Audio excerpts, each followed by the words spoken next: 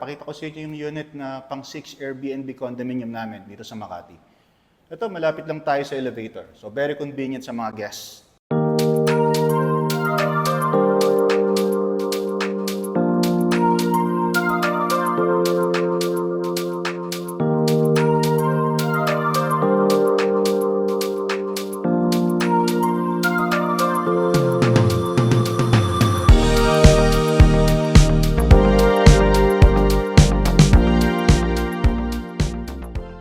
Ang unit ko, nasa 19th floor lang, unit namin. Unit 1952. So, pagpasok, kitchen agad, typical na mga SMDC. Okay? Tapos, ngayon, dito sa unit, ito, may mga naglagay tayo ng mga hooks. Dati pala itong unit na to, pinaparent ko ng long term. Pero dahil medyo humina na yung long term leasing, o hindi naman humina, na medyo ang dami lang naging kalaban. So I decided na gawing Airbnb na lang kasi mas kumikita kami ngayon doon sa Airbnb. So ito it's a 2-bedroom, 48 square meter. Naglagay lang kami dito ng mga very important na mga things na kailangan ng guest. Microwave, may coffee maker tayo dito. Tapos andito na yung mga plates, no? Hindi ko nilagay doon sa part ng kitchen kasi medyo maliit yung kitchen natin. So ngayon, ito meron tayong full size na dining table for 4 person. Then kung 5 guests sila, ayan, meron tayong mga extra chairs dito. Tapos ito, syempre, naglagay na rin tayo ng mga, ito, yung TV, of course, necessity ito pagka Airbnb yung condo mo. Ayan, nag-install na tayo, may Airbnb app na, meron na ditong NBA app.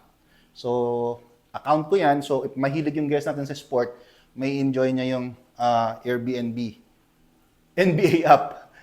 Also, meron na rin tayo dito mga app like mga for the mga Netflix, standard naman 'yan.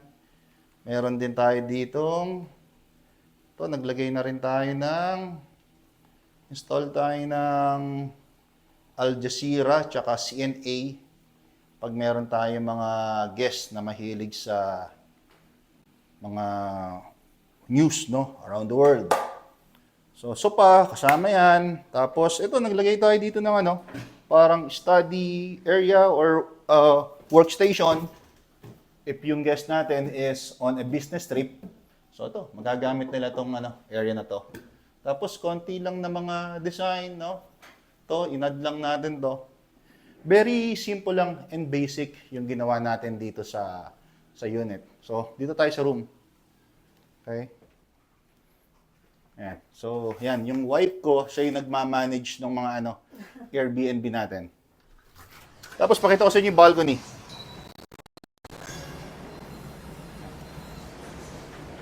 So, yung unit ko, facing dito, may construction ngayon. Pero siguro next year, matapos na rin yan. Tapos ito, meron tayong swimming pool. Yan. Palagi kong pinapakita yan sa mga pictures ko sa Airbnb. Para makita nila na facing the pool yung unit. Okay?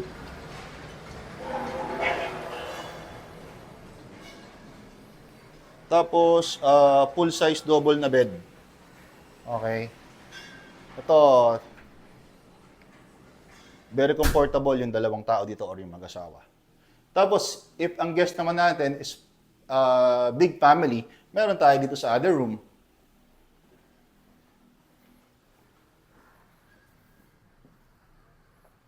Yan, naglagay lang tayo dito ng double deck.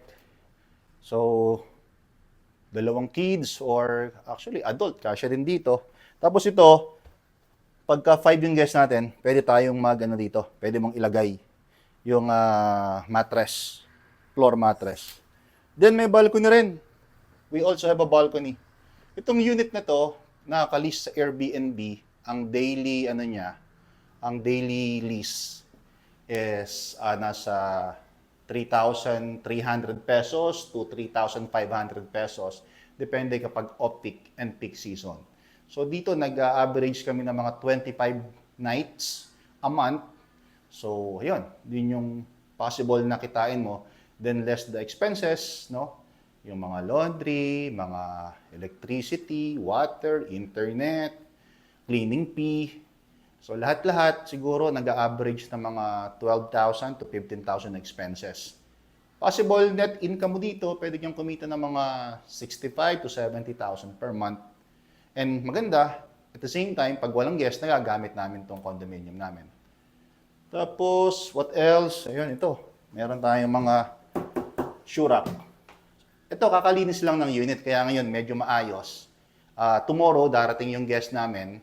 Nakabook siya for 10 nights yata, ano? I-check ko sa app. So, nakabook siya for 10 nights. Tapos, toilet and bath. Ito. Yan. Basic lang, pero may washing machine na rin tayo. May shower heater, tapos may mga towels. Yan. Yung mga basic na kailangan ng mga guest natin. Tapos for the kitchen naman, if gustong magluto ng guest, ano, kompleto tayo. May mga kitchen utensils tayo dito na magagamit ng guest. Ngayon, pasilip ko naman sa inyo yung one bedroom unit. So ito, sakto. Nagja-general cleaning yung cleaners natin. Ang maganda rito sa mga units namin, nasa 19th floor lang. So, madali kapag may problem yung guest namin, pwedeng takbuhin ng isa sa mga cleaners namin. Yung cleaners namin, yung isa, stay in dito sa Jazz Residences. Ito, one bedroom unit naman. Okay. So, ayun, kakatapos lang. So, ito si Andrew. Ayan, yan, sa mga trusted cleaners natin. Tapos na maglinis, Andrew? Okay na po. Okay. Malinis na po. May guest ba tayo dito mamaya? Meron po next guest 2 p.m. 2 p.m. Okay, anong oras na ba? Uy, magto 2 p.m. na. So, in about mga 10 minutes, darating na yung guest natin. So, normally, kapag after the cleaning, dino-double check kung may mga nakalimutan pa, may kailangan pang linisin, may yung mga garbage, ano to, tulad niyan, kung matanggal ba, no? Siyempre, iba yung expectation ng guest. Pag nakita nyo sa picture, malinis, ang expectation niya, maganda, very homey yung pupuntahan niyang unit. So, ganun din, nag-provide din tayo ng TV, may sopa dito, may mirror dyan, no? Pagdating naman dito sa room area, ayan. So, hindi naman sobrang extravagant yung unit na to. So, all the basics, tapos ang importante kung ano yung nakalagay dun sa mga photos mo, dun sa Airbnb app, ito rin yung expect ng client, no? Tapos dito, ayan, kung makita nyo nga, luma pa tong closet cabinet.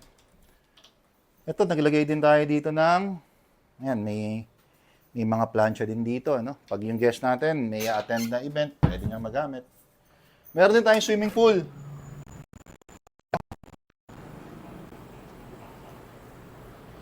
Meron tayong 4 swimming pools dito sa sa one bedroom unit ko. Tapos ito, view of Makati skyline. No? So let's go.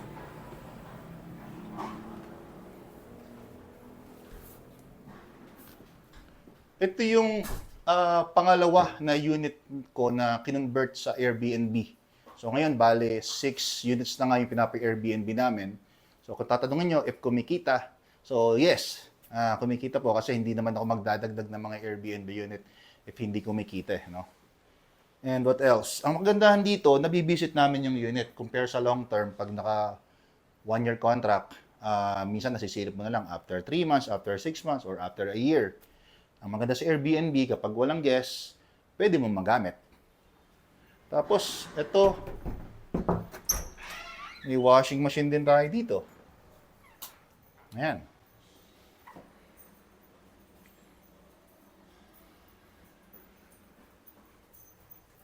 Okay, so, guys, ang maganda naman, kung unit owner ka ng SMDC, ang SMDC, meron tayong SMDC Good Stays, no? If hindi mo kayang i-manage yung sarili mong condominium unit for Airbnb or short-term rental or even the long-term rental, meron tayong SMDC Good Stays, which helps sa mga owner ng SMDC na i-manage yung kanilang unit. Hassle-free. Of course, meron lang tayong mga charges for the handling of the inyong mga unit. So for that, bibigay ko yung number ng SMDC Good Stays para makontak nyo sila.